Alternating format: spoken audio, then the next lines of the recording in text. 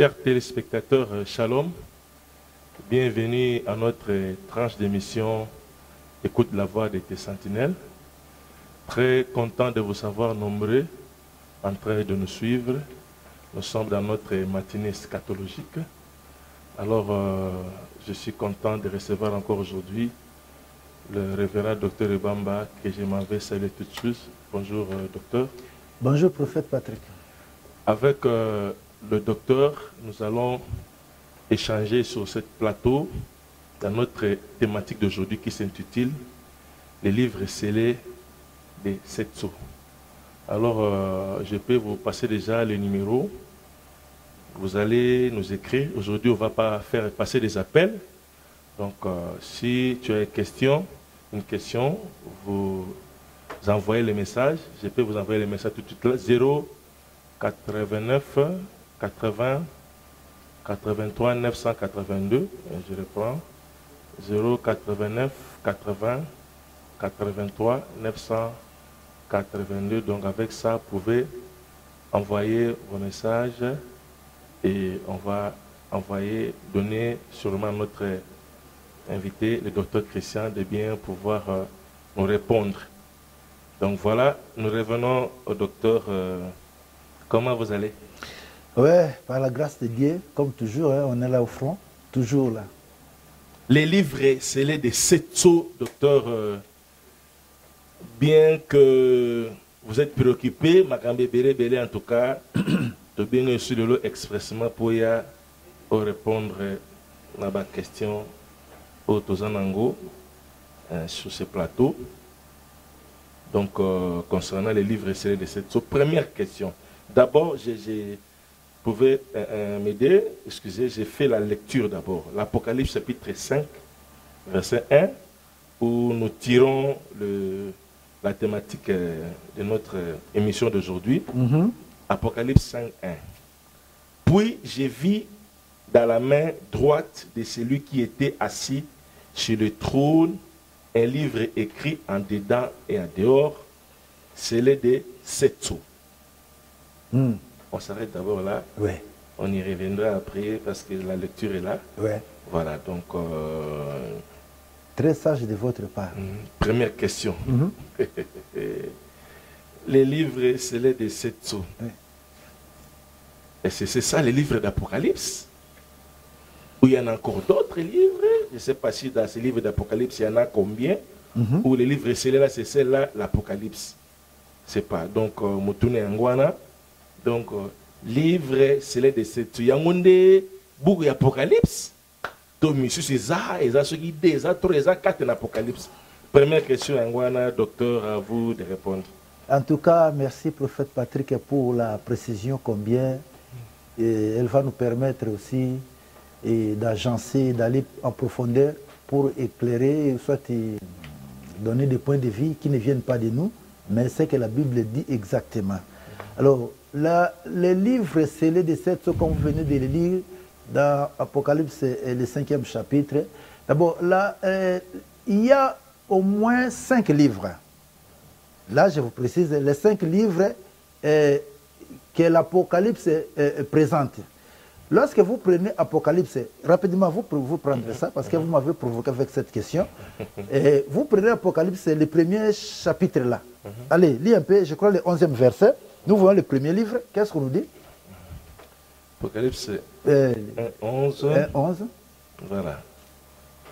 Donc, qui disait, ce que tu vois, écris-les dans un livre et envoie-les aux 7 églises, à Éphèse, à Smyrne, Pergame, Thyatire, à Sardes. N'allez pas loin. Il dit que ce que tu vois, écris-les dans un livre. Voilà. Quel est ce livre qui doit écrire? C'est quel livre? Je crois, prophète Patrick, vous avez quand même aussi cette réponse. Le premier livre, on dit que ce que tu vois là, écris-les dans un livre et envoie-les alors à Éphèse, à Smyrne, à Pergame, à Thyatire, à Sardes, à Philadelphie et Laodicée. Alors, ces 7 églises-là sont écrites où? Nous avons les livres où sont écrites toutes ces églises. Donc, les livres là, les premiers livres, écrits dans un livre, ce n'est pas le livre de l'Apocalypse 5 qui est scellé. Mais ici, le livre qu'on demande à Jean d'écrire, c'est le livre de l'Apocalypse. Alors, si le livre de l'Apocalypse était scellé, on n'allait pas le lire. Donc, s'il y a un livre scellé, en tout cas, allez le chercher ailleurs. L'Apocalypse, c'est là, nous le lisons. Du premier chapitre jusqu'au 22e. Nous lisons tout. Donc, quelque chose qui est scellé, on ne peut pas lire ça. Et alors, il faut chercher maintenant les livres scellés ailleurs. D'abord, c'est ça la plus grande confusion. Et les gens confondent le livre scellé de 7 sceaux avec l'Apocalypse où se trouve le livre scellé de 7 sceaux. Parce que l'Apocalypse est repris seulement dans... et le livre scellé de 7 sceaux est repris dans l'Apocalypse, le 5e chapitre que vous venez de lire. Alors que les 7 églises qui sont dans l'Apocalypse, ce ne sont pas scellés. Et vous allez voir les deuxième livre. Maintenant, c'est le livre là. Parce que vous m'avez posé la question, il y a combien de livres dans le livre de l'Apocalypse? Les premiers, nous, ou soit, bon, ça j'ai dit le deuxième. Nous prenons le premier comme les livres scellés, Apocalypse 5. Alors, le deuxième, nous prenons le livre que nous venons de lire, où Jean devait écrire maintenant, même les livres scellés. C'est le livre de l'Apocalypse. Ça, c'est le deuxième. Il y a un autre livre. Je crois qu'il prend Apocalypse, c'est le 10e chapitre. On va aller un peu vite. Vous prenez juste le verset 1 à 2. Ça, c'est un autre livre maintenant. J'ai vu un autre ange puissant qui descendait du ciel, enveloppé d'une nuée. Au-dessus de sa tête était l'arc-en-ciel, et son visage était comme le soleil, et ses pieds comme des colonnes de feu. Il tenait dans sa main un petit livre ouvert. Alors, ce petit livre. Un petit livre ouvert. Je vous demande, allez encore plus loin, peut-être au verset, je crois, 8. Va un peu plus loin là-bas. Et la voix que j'avais entendue du ciel me parla de nouveau et dit, va prendre le petit livre ouvert dans la main de l'ange qui se tient debout sur la mer et sur la terre. Continue, écoute. Jusqu'au 11e verset. Vers l'ange en lui disant de me donner le petit livre. Et il me dit, prends-le, avale-le, et il sera amer à tes entrailles, mais dans ta bouche, il sera doux comme le miel. J'ai pris le petit livre de la main de l'ange, je l'avalai et fut dans ma bouche doux comme du miel, mais quand je lui avalai, mes entrailles furent remplies d'amertume. Continue. Puis on me dit, il faut que tu prophétises de nouveau sur beaucoup de peuples, de nations, de langues et de rois. Voilà. Alors vous allez comprendre avec moi, prophète Patrick, ça c'est le 3e livre, le petit livre, qui était entre les mains de cet ange de l'Alliance qui avait l'arc-en-ciel sur la tête et a posé le colonel Moussous na Mai Moussous na Mukili. Et puis ange bisi Jean qui ndeko zo livre wana na oyo a Simbiango et tant que le livre wana lobi na bantraîner yokaki d'où ainsi de suite ndenge to tangi wana na le boina le Satan kuna et balobine il faut que tu prophétises encore sur beaucoup de peuples et de nations. On comprend que ça, c'est le 3e livre, ça c'est le livre et Apocalypse. Il y a le Bosso Babisi écrit ça que tu vois dans un livre. Et voilà aux 7 églises. Il y a mis balai Apocalypse 5e chapitre. Alors, à mon avis, il y a un livre scellé de 7 sceaux. Alors, à mon avis, sous ange de l'Alliance avec un livre, petit livre, Babi c'est que ndeko zwango. Lié ango et puis tant lié ango c'est que maintenant il faut encore continuer à prophétiser. Alors c'est quoi on me boy peut-être n'a pas ça quand sur les détails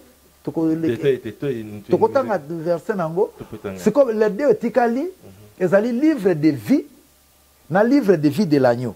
Alors na livre de vie au Kosangon Apocalypse 3 verset 5 abike batoyo comme na bango comme na livre de vie. Et on a Apocalypse chapitre 5, livre de vie. Mais ce qu'on a Apocalypse 13 et 8, Apocalypse 13 et 8, et ce qu'on a livre de vie de l'agneau. Il y a une différence entre le livre de vie et le livre de vie de l'agneau. Tout le monde est écrit dans le livre de vie, mais celles les rachetés de Jésus sont écrits dans les livres de vie de l'agneau. Bon, Tokangi chapitre on a pas, ils ont besoin de belete pour problème c'est qu'il au tourna qui question claire, question piège, mais au binité. Tous en Apocalypse on a et puis c'est au moins 5 livres wana. Livre à Liboso, où il y a commis makambo azaye komona. Donc Apocalypse premier chapitre tina 22e. Livre mi balé, baye ko yela ye, livre scellé de 7 sceaux, Apocalypse 5e chapitre. Livre à mi satu. Tout le monde a un petit livre. Aux gens amela qui la preuve que le livre bosso qui mutakte ango lelo que ezalinde ye ameli livre c'est un menteur. Pourquoi ezaki na kati ya vision na kati ya vision amoni bazoyebi seke zwa livre na lia kaka na kati ya vision pe alie yango pe kaka na kati ya vision bebi seke kende kosakola mpo na banation wana tolongo siko na chapitre 10 nde suite ya bamessage kobanda Apocalypse je crois 11 12 tina suka ezalaki conséquence tango alie livre wana tango ki yango amer donc soki lelo ange moko prophète moko évangéliste moko ayeko loba kono livre wana ezali pona wana kosi pourquoi parce que wana etalaki Jean yeye moko alors c'est que problème d'ailleurs je crois ça wana ba question ça va maintenant donc problème na biso lelo livre Apocalypse 5 ezali livre nini wana bon parce que déjà ndenge explicité Rubi kuna livre il y a un livre Apocalypse le petit livre des vies maintenant Apocalypse 5 secondes ezanini mama likamunde yango oh zokanela nga makasa mwa Prophète Patrick Apocalypse 5 yango nde bungisi bato mayele silisi bato bakomi bikomela balobi bilobela d'abord la première des choses il faut différencier les livres scellés de cette de l'Apocalypse avec l'Apocalypse elle-même soit lui-même comme livre. Donc, ce que je livre scellé, au Tiango Apocalypse, au Mikangi Yomoko. Bon, ce que ça scellé, au Kota Ngondengeni. Alors, au moment ce que tangi livre wana, balobi que livre scellé de 7 so. 7 so zanini. To lo baki yango déjà pour comprendre Apocalypse, il faut seulement kotika ko s'imprégner na genre la littérature wana. Et ça nango compliqué. C'est simple, il faut ange. Moi et Bamba Christian, je n'ai pas besoin d'un ange pour qu'il m'explique l'Apocalypse. D'ailleurs, la preuve est que tango batindi ange comme ça Jean, asuka kana koloba oya lobaka. Le reste ti l'ange moka ya ko expliquer amoté. D'où nous avons besoin simplement du Saint-Esprit. Oya ça koleka ba ange na mayele po a expliquer biso Apocalypse. Ange était papa. Na soko tan écoute pour Nathan. Galates 6 et Galates 1, bana verset 6 na 9. Paul a dit maudire ba ange alobi ke ceux qui ange a outi na lola a tebi ne évangile nga na tete na maudirier bo ce qu'on a kende comme confier na ange ne ce qu'on se confier na Saint-Esprit na kende comme confier na ange so tangi na Apocalypse pe 19 fois je crois na verset 10 j'entends azo fuka mela ange tango azo lobi ne ko fuka mela ngate nazali compagnon na yo batinda kingai ka kotinda pour la preuve ba ange ba kokota na mystère ya makamba bonzambe te yango soko ki lelo mutazo bono na koteya ba ange pe ba kozala ange aleki Saint-Esprit na puissance ton révélation donc moi et Bamba je n'ai pas besoin d'un ange bazana bango na zoka ngandeki na zolo bana yebo ange batinda po abatelanga so sali bien te yango pour le que nous jugerons les anges nzamba kutuni mi Bamba tala ange na mukorana betaki libaku po ange servir à quitter il faut ça juger Lorsque bato ba koza juger ngana kende ko se confier nepo aze esprit apumbwa na mapapu ke ya azana na azani babenga ni omniscient basa omniscient donc nous nous confions plus au Saint-Esprit parce que l'esprit sont de même les profondeurs de Dieu. Pierre kuna zo ba kutu les anges basa ko plonger ba regard ba mystère à salut. Donc côté ba ange kuna papa match na bango c'est là to gagner bango biso tona valeur tona Saint-Esprit to leki bango musika. Donc livre wana ya nini vous allez sceller de cette chose. La première des choses, prophète Patrick, il faut d'abord dire que les sceaux, c'est quoi? Ton livre, c'est quoi? Les 7 sceaux, les sceaux, c'est quoi? Voilà. Yango, yango, tu peux ça devant une émission et passer au que bon. Ce qu'il faut que ce qui va le dire que so kobanga ba moté bande konanga. Na mission ko la pesibiso na prophète Patrick ezapo. To longole la bino somme Apocalypse ça message na bino.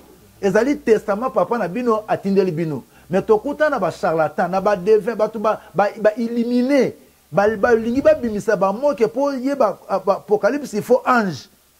Alors que ndenge tango baza ko expliquer makambo ata ange Gabriel o batindeka ko bisa et Daniel message à 70 semaines de Daniel. Est-ce que expliquer ngonyos? Asuka na ko bisa asuki na yowana. Le reste c'est l'œuvre du Saint-Esprit. Balobi que le Saint-Esprit vous conduira dans toute la vérité. Ce n'est pas un ange. Alors ce que eloko liboso ko banga ba mote na bisa bino bande konanga.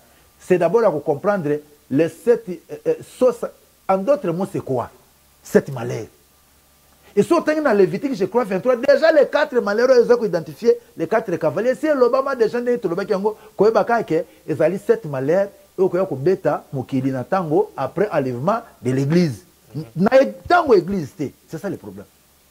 Donc les 7 choses, en d'autres mots, formulé 7 malheurs, les 7 châtiments.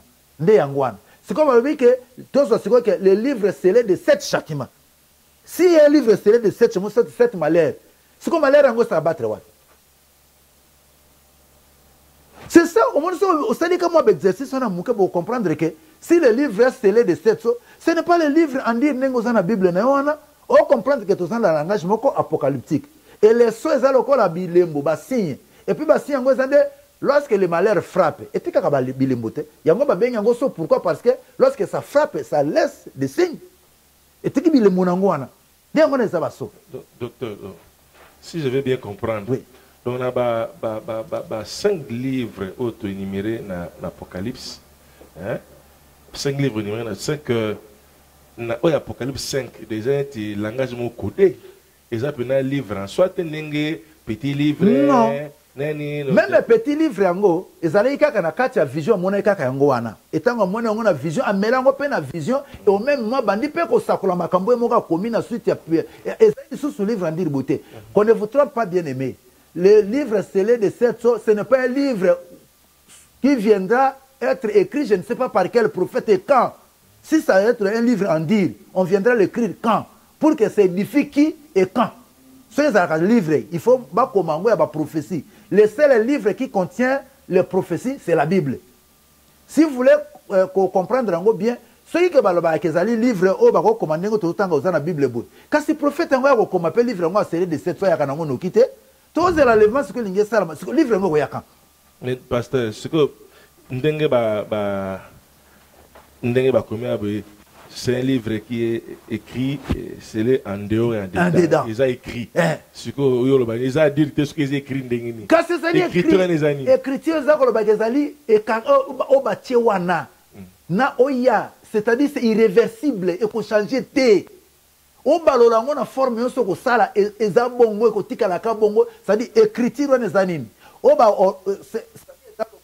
ba tie déjà que eloko wana ko sala mabongo balolango na ba forme ndengo so tia na kati o tia c'est-à-dire c'est irréversible et ko changer te ndenge lobami bongo et ko yango be écrit en dedans et en dessous c'est-à-dire position soko luko changer yango ba set so nango ko sala kaka. Oya comment en gros c'est que tolobi que ba 7 zali les 7 châtiments.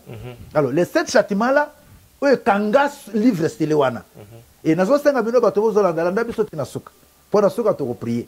To kita, to longa na côté prophétique, to côté na côté évangélique pour se retrouver peu vino comme un livre et go sunga peyo. Donc ko zapete za na biso na suka to zo. Prier peut-être à 2 minutes. Mais ah bo to moni que livre na izo eza scellé na 7 so. So continuer lecture no yoka. Yoka nenga ngwezali. Donc, on a que basso, réfléchir yomoko. Ce que les choses, ce sont 7 malheurs, 7 châtiments, bitumbu sambu. Frapper livre wana bitumbu sambu. Bon, ce que basso est bitumbu sambu. Parce que livre ko zani. Question des fois bato ba mituna ce que livre ko zani bitumbu ngo ko beta mawapi.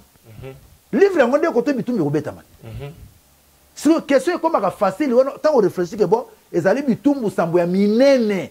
On zamba ko beta na ngomo kili après l'enlèvement l'église. C'est que bitumbu sambu ko beta ma wapi. C'est que ça comme des places wana, on va comprendre que livre ngo ezali nini na mukuse papa to bangi sabatute. Ouais bien, makaba bonzambe ouais. Soko yebi yango. Si tu t'inities au style de la littérature apocalyptique, tu vas aimer Patrick. J'ai comme toi aussi tu aimes. À chaque fois que tu comprends quelque chose, ça te pousse de vivre l'accomplissement de ce que tu as compris. Le cas de ce que tu comprends, livre zanini akobanga te. Ata kuna Apocalypse to boko tanga ndeba verset belé. Apocalypse chapitre 6, c'est ce que après na 6e sokuna. Azol banin, le ciel se retira comme un livre qu'on roule. Na ciel ngo pesa livre. Et quel ko la livre dans le langage apocalyptique, quand livre, il faut comme c'est-à-dire, monde, c'est-à-dire livre, c'est le monde. Oui, Batiango Bilembo, Sambo. Que ce qu'a levé l'église de Kay, Bilembo Sambo, Beta Mawapi, na monde, na Mukilio. Livre de un monde. Et d'ailleurs, na conception hébraïque, il parle de 7 cieux. La terre, c'est le 4e ciel. Mais qu'on a que le ciel aussi se roule comme un livre. Et donc, il y a un langage. Il faut comprendre que cette so, bil tumbu sambe ko beta wapi na livre. Livre mo siko ezanini. Donc, so comme quand on a place que non, bitumbu sambo, ou kangi li buku.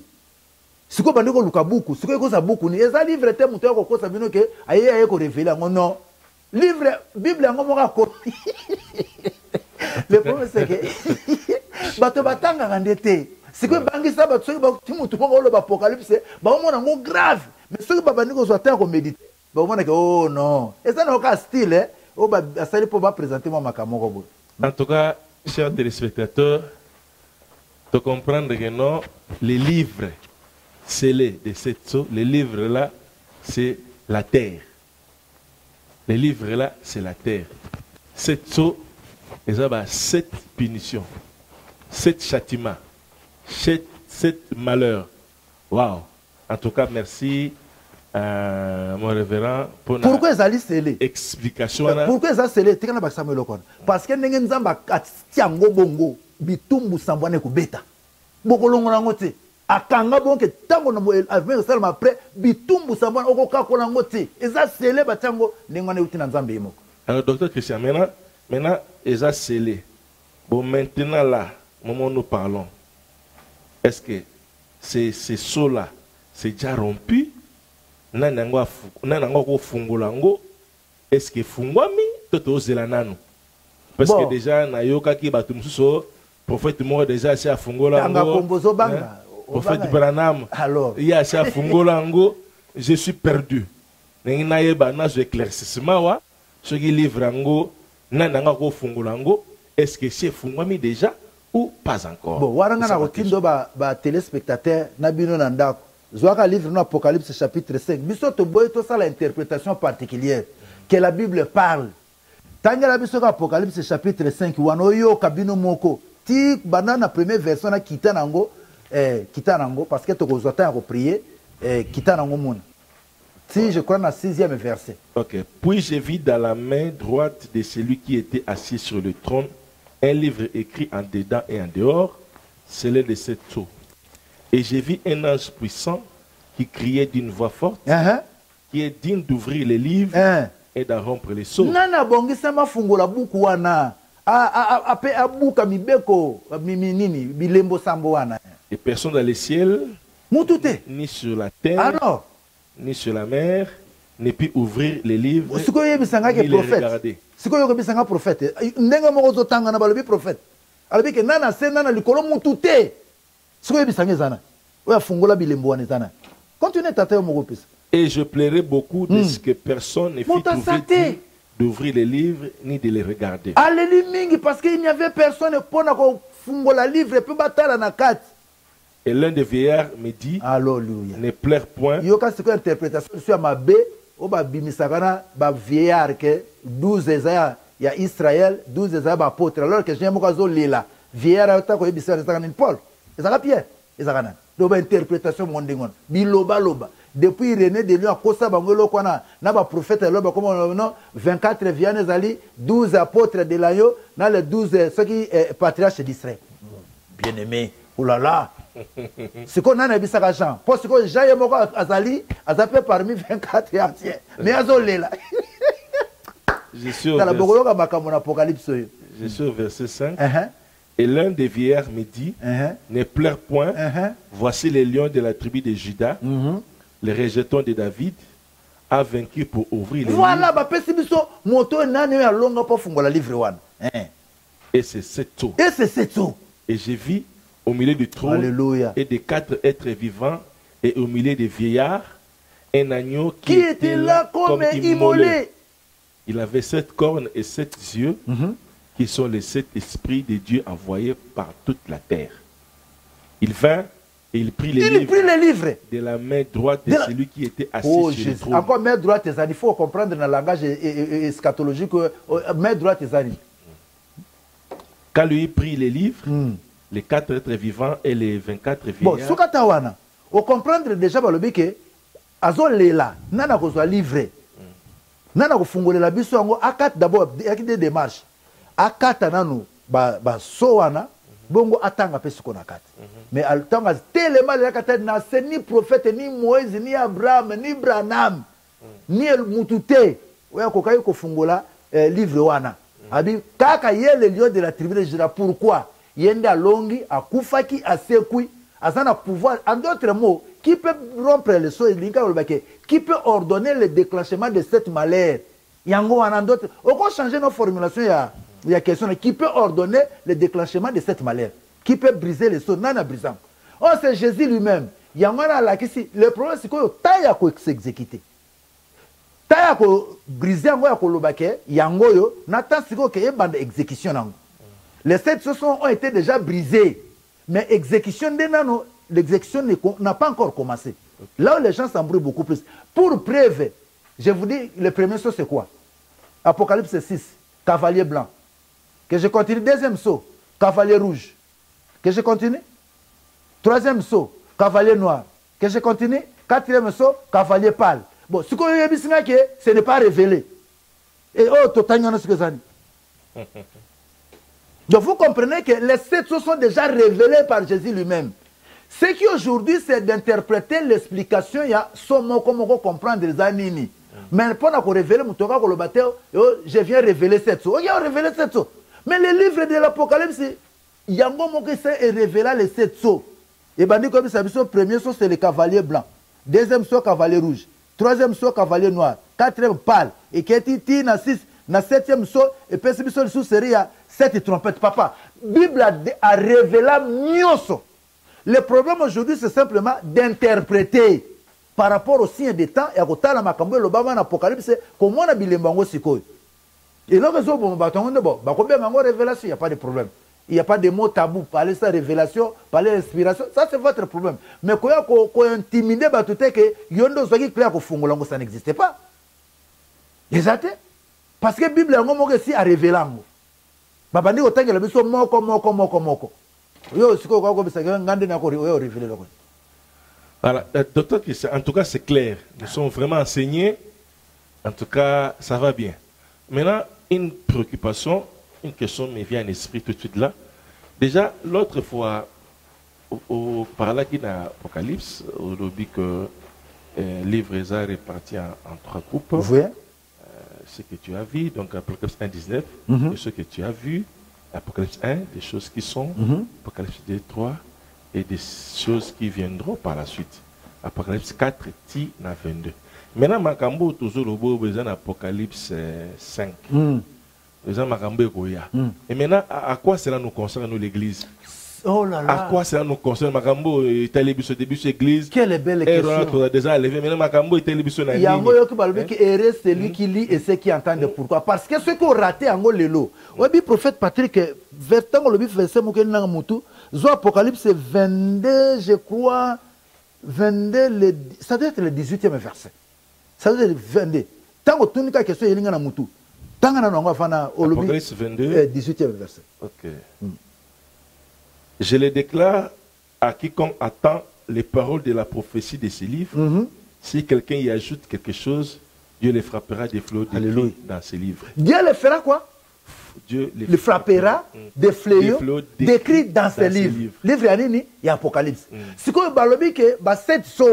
ce sont des fléaux. Quand dans l'Apocalypse, c'est ceux qui ont été abaxés à l'Okuta, frapper, ce sont des fléaux. Ce que vous non, oh non, oui, les 20, c'est qui ministère, ce qui a tata protection. Martin Luther, on va dire qu'on interprète au longoli caractère, il y a châtiment, il y a fléau. N'habitez ce que Dieu te réserve. Que ce sont des fléaux. Il y a des intervient.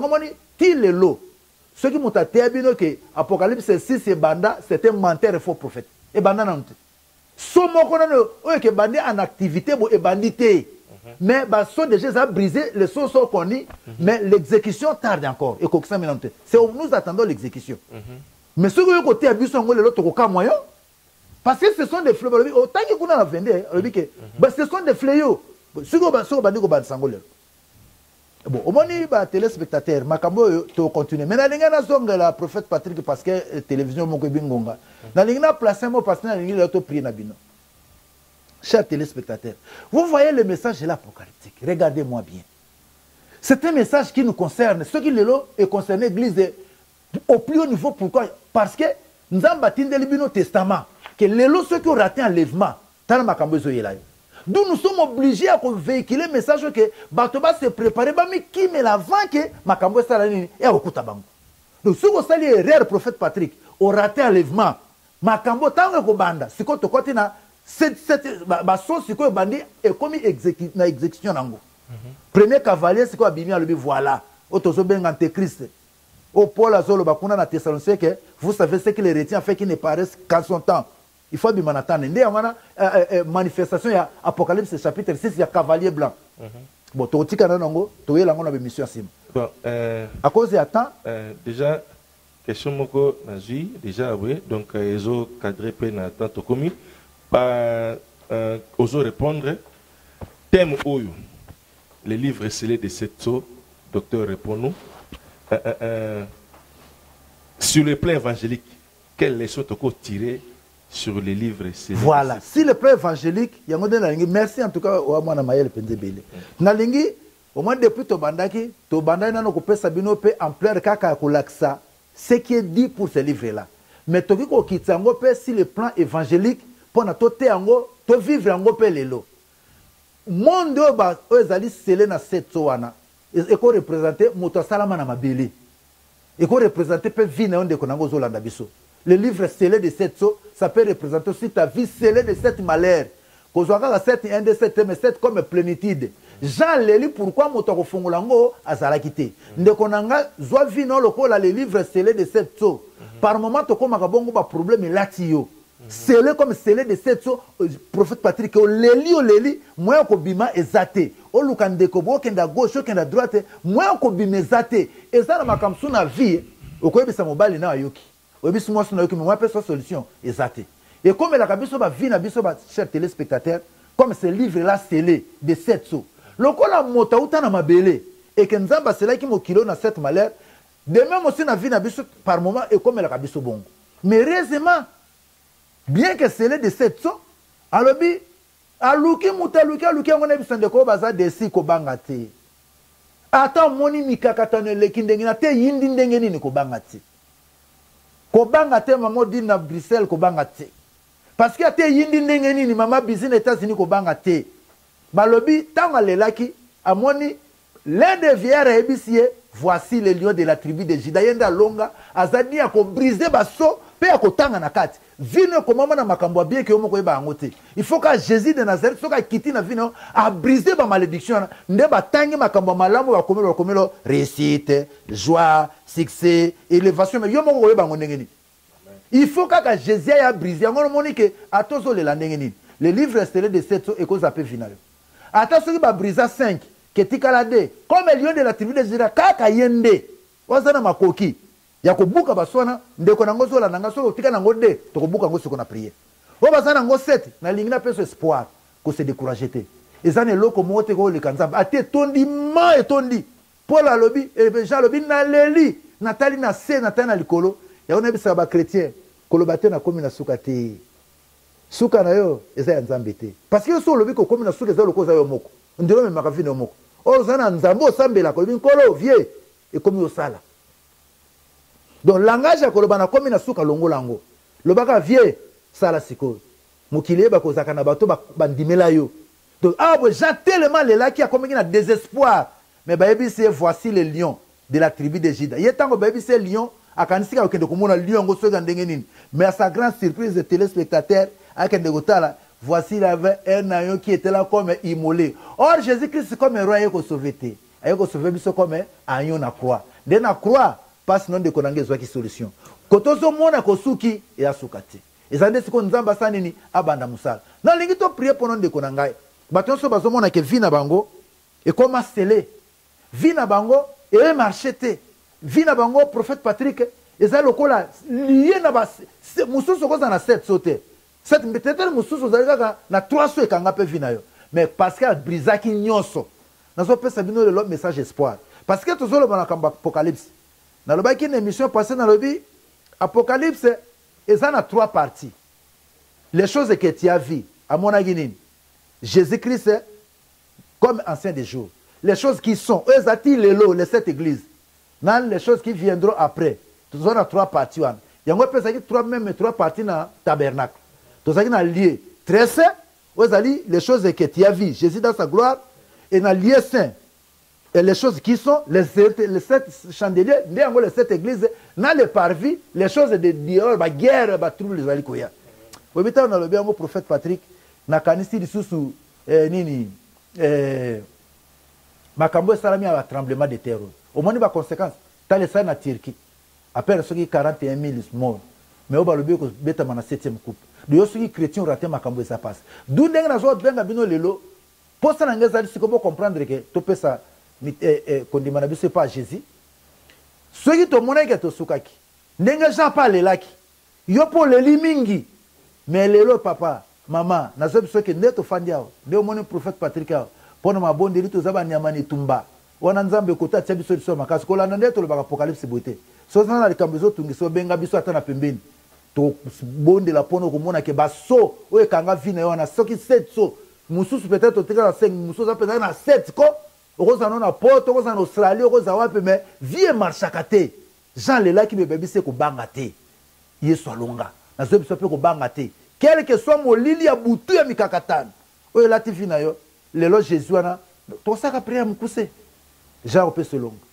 Akobuka ba élément yo sona mabe o ba condamnation biso to sona besoin to tangelo ngote ba no ademo to na ngo besoin te. Mais quand tu es biso que quel que soit nombre ba so e kanga vina yo to na besoin te ba ngote mais Jean obuka. Et on te dit que to ça prenne bité prophète Patrick to ça na moi likambo moko ya. Donc c'est ça. Donc yo muto zolanda biso pour comprendre. Donc c'est ça. Cause à la paix attachée na vie na yo. Prière ndenge bazo briser mok ndenge bandaki un tina 7 et ba na vie no soki nzamba bandi a okata na nzela te akentina suka. Donc nous allons après nous voulons maintenant écouter la prière, nous allons disposer yo pe moto lingo ya Jésus Christ, il va t'aider au côté dans le monde oyo ya bon nzambe. Vous avez besoin ya miracle dans nzambe si vous êtes malade, vous avez besoin de défense.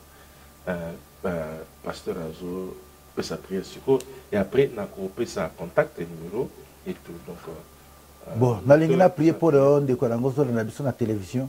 Un seul mot suffit pour que nzamba sa miracle na vino. Pour briser baso. Mama so ezali 7 nyonso vie molili na molili. Prière ka mpuso to kosala et vous porter solution. Soko ba briser ndam okende ke église omona mama ka marchaka. O etikana na prière ko changer makam. Alors, on a prié pour nous. Tchaka le boko na motema koto zali. Comme tout ça, te prier ka juste 1 minute. Nzamba bomo. Nzamba miracle. Nzamba chanjagate. Nzamba sali kolopesi. Nzambo atia mokili na se ya bilembo sambo. Kaka yo moko ndoko bukango. Lelo na so belonkolo pona mutu moko so landa biso na tango oyo. Quel que soit pays ou azali. Quelle que soit circonstance oyo yonde konango zali ko traverser. Nazali ko présenter le lion de la tribu de Juda, Jésus-Christ de Nazareth. Oya kufa c'est quoi le 3e jour pas ali ko régner.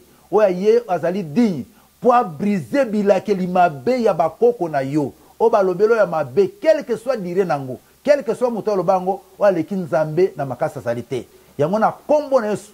Tika ba sonyonso bilembo ya mabe o vivaka na vie na yo. Lelo e kata nozo délivrance no au nom de Jésus. Makambo ebaki na vinote. E fungwa mabatanga ngona kati. Omiye bakate ko zakarish. Omiye bakate ko zaka moto esengo. Mais lelo batanga kati bakamwana na vino na kombo nesu kandenge Jean lela ki ba pexie ko lelate ngape na pexion de konanga ko lelate Yesu nazo présenter yo a délivrer yo a biksa yo lelo ozwa kinya na nzela prière o échanger histoire la vie na yo o ba yeba ko lobi bakamo parce que nzambe to sambela aza le Dieu vivant qui ne change pas tika nzambe na Israël apambola bino na kombo na Yesu. Amen. Amen. Amen. Merci beaucoup. Merci. Merci pour ces prières vibrantes. Andemike Simbi Mutumoko. Alors, yo muto yo au CP dans l'émission, nous sommes déjà à la fin. Bah, contact na M. Zali, numéro Zana au Zoa, la code dictée 085 15 38 455. Nous avons besoin de soutien et d'assistance na yo. Au Benga pour nous soutenir l'émission, on a besoin de financement na bino. Pour nous sunga monsalo et katanate et continuer le sous-sous. Le temps on a besoin de bino pour bengao pour entrer en contact. On vous dira quoi faire. Donc pour soutenir bisopé dans la prière. Nous on a besoin de prière na bino pour monsalo yo et kende musika. Et si vous avez que samedi, vous avez à 17h, vous avez l'émission parce qu'il y a Kamboboyaki, parce qu'il y a Lokoboyzangaki, et vous allez s'engoter.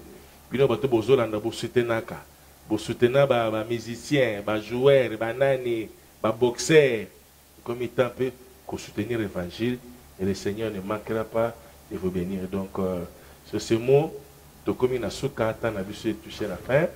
Donc, Nzambe ana pambola bino, Nzamba docteur Christian Bamba, vous avez un message en temps convenable, azanabino favorable. Donc, contactez nous, on se retrouve dans nos prochaines émissions.